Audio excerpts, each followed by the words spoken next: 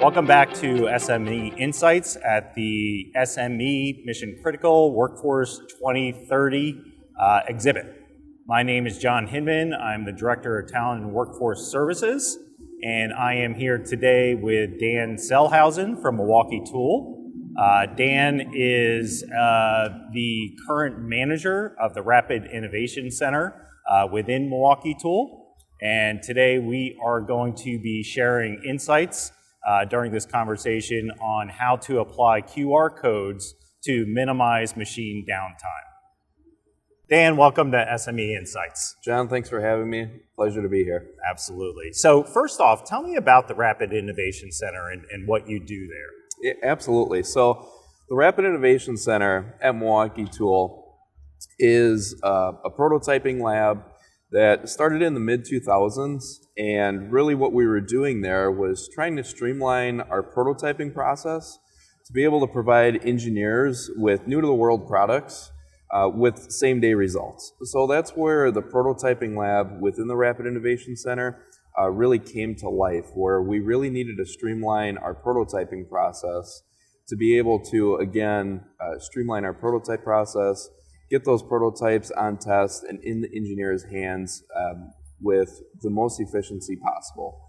And what we're doing in the Rapid Innovation Center is our primary focus is supporting a power tool accessory business unit within Milwaukee.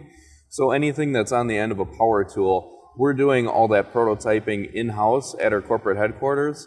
And then those results of those prototypes and test information, again, is going to those engineers for that data, really streamlining our prototyping process, keeping all that technology in-house. So it's really to get the product to the consumer as quick as possible is going through your center. Absolutely, absolutely. So prior to the prototyping lab in the Rapid Innovation Center, the actual process of creating prototypes was really inefficient. So we really needed to look at how we were going to streamline that to be able to provide those prototypes to our engineering team and get them to our end users that much faster. So based on the business needs that you have at the Rapid Innovation Center, what kind of challenges do you face with your workforce to be able to meet those quick turnarounds that you're looking for? Yeah, so challenges within our workforce, some things that we have had and overcame over the years was really having that dynamic workplace environment that we have. It's really what makes us who we are, and having that agility and that dynamic presence in the prototyping lab, but it also at the same time creates challenges of its own. We could be running certain pieces of equipment for a period of time to support a certain project need, and it could be weeks, it could be months. And then, like a flip of a switch, now we're supporting another project need where we have to quickly pivot and then get back on new pieces of equipment, which having that is a challenge of its own because we're running a certain piece of equipment. Now we're not touching something for maybe it's 8 months, maybe even longer, right? So we needed to understand how we could bridge that gap, so to speak, and have that transition a lot more efficient from having an operator or a machinist running one piece of equipment and then leaving something sit for so long and then getting back into it. How do we increase our uptime and our efficiencies in that? So that was one challenge that we really incurred early on.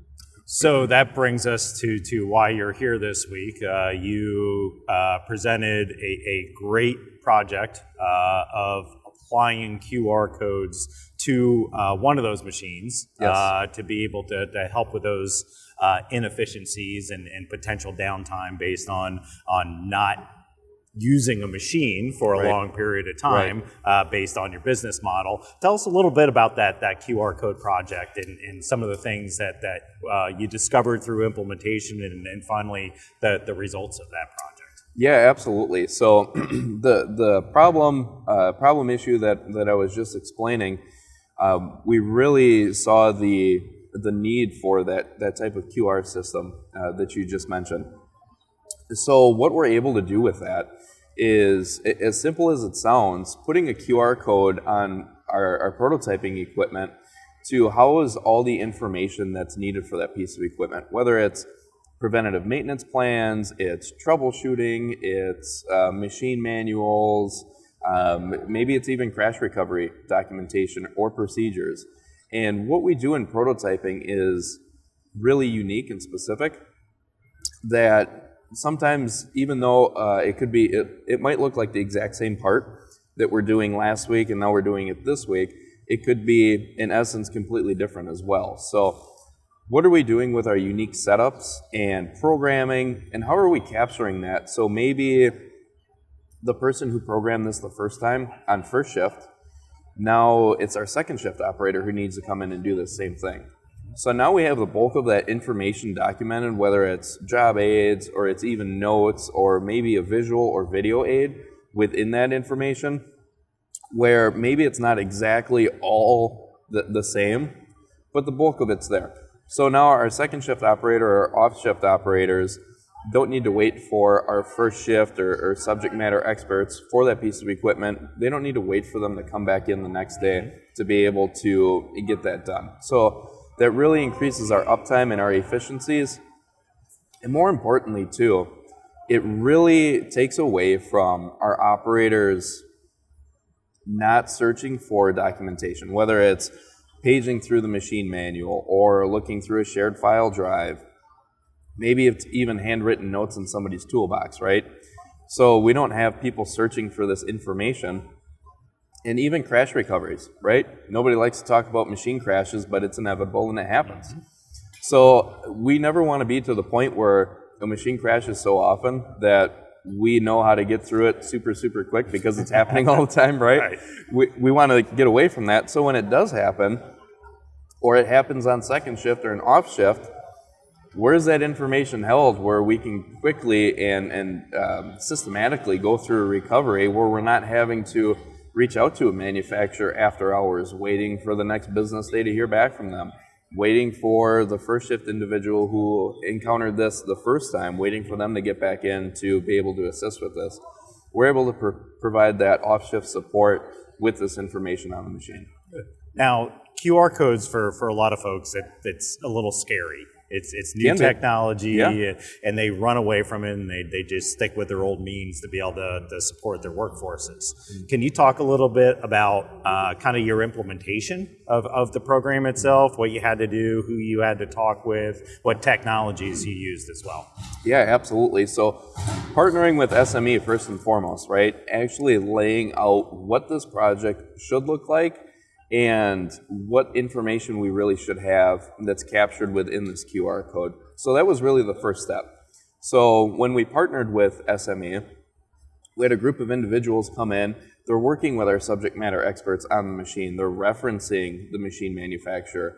They're capturing all the video aids. And this isn't just a GoPro on somebody following them around over their shoulder, flipping switches and going through menus and stuff. This is a very professional documentation of a machine startup or a crash recovery, or maybe it's a certain program or machine homing, whatever it might be.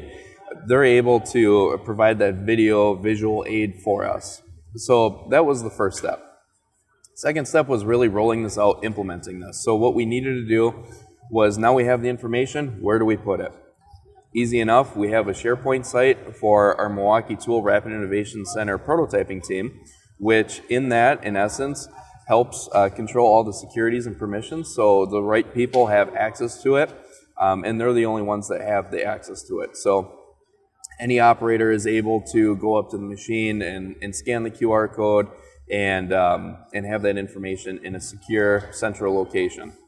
Prior to them scanning it, obviously we needed to actually make the QR code, right? So what we did, we are in a lab environment, but we're doing work on pieces of equipment where there are, there's dust, there's sometimes contaminants, and things might get dirty, faded, coolant flying around, those types of things.